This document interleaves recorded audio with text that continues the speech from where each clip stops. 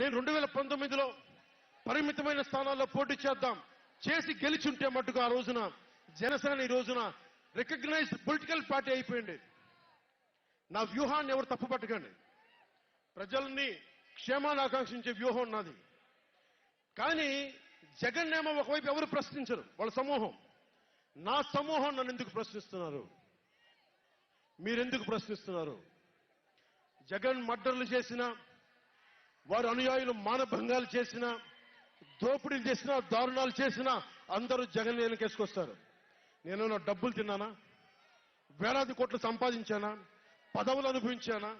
ఏం అనుభవించాను? నేను 10 సంవత్సరాల నుంచి అవమానాలు, తిట్లు తప్ప ఏం తిన్నాను? నేను ఏం సంపాదించుకున్నాను? కష్టపడి డబ్బులు సంపాదించుకొని పార్టీలకే కదా పెట్టింది నేను. నన్ను ప్రశ్నిస్తారు మీరు